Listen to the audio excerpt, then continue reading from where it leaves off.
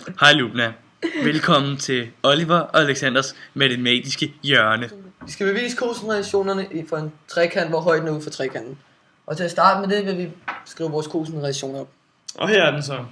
Som kosinus går, så hedder den c i anden i lige med a i anden plus b i anden minus 2ab gange kosinus til c. Og det vi så skal bruge nu, er at vi skal finde, vi skal skrive formlen op for, hvordan vi kan finde siderne ved hjælp af Pythagoras af både den lille og den store trekant.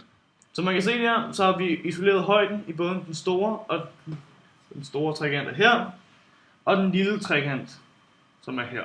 I den store trekant, der går den på h i anden i lige med c i anden, og så det der er tricky hernede, det er at vi har x og b her.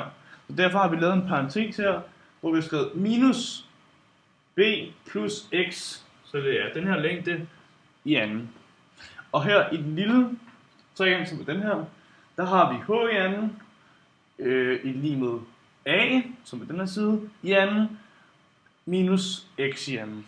Som vi kan se her, er begge de her to linjer lige h i anden, så derfor kan vi konkludere, at de her to kan sættes lige hinanden, som er det vi har gjort her.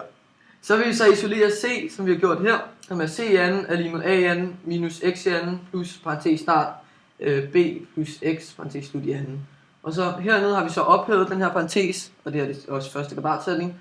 Og det ser så sådan her ud som c i anden er lige med a i anden plus b i anden plus x i anden plus 2bx. Og det her, det kaldes også det dobbelte produkt. For at vi kan komme videre, så bliver vi nødt til at finde x. Og det gør vi simpelthen på denne måde. Først, så vi har jo vinkel C, som er lige her. Men vi har ikke den her vinkel herover, C's anden vinkel i her. Så for at finde den, altså den her halve cirkel, den er jo 180 grader vedrig. Så derfor kan vi sige, at lille vinkel C, det er, som der også står herover, 180 grader minus C. Og så får vi så den. Så kan vi så ud fra gå videre og sige, at når vi har den her lille vinkel her, så kan vi så sige cosinus 180 minus C i lige med x, som er den hovedslægtende, over a, som er hypotenusen. Hvis vi så skal skrive det lidt længere ud, så tager vi så her, og så ganger vi så med a på begge sider, så det ender så med, at vi får x i lige med a gange cosinus 180 minus c. Nu ville det så være meget dejligt, hvis vi kunne få den til at sige noget andet end cosinus 180 minus c. Og hvad kan vi så gøre? Så er det godt, at vi kan få hjælp af en meget flotte enhedscirkel, som Oliver har tegnet. Ja. Det vi så har gjort her, er, at vi har lagt vores vinkler op i enhedscirklen. Så C, den kan aflæses. C, den kan aflæses her. Og 180 minus C kan aflæses her. Så har vi så den syntaktiske ting, at der gør, at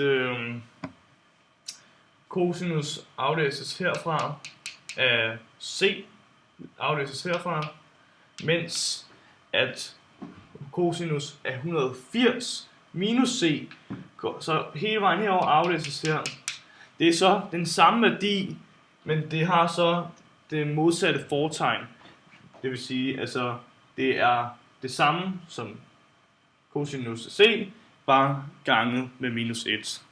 Derfor får vi så x i lige med minus a gange cosinus til c. Til slut, der kan vi så sige her, at over i den her ligning, der har vi minus x i anden, og vi har plus x i anden. Så derfor kan vi tage, så vi smide dem her langt væk, hvor de hører til.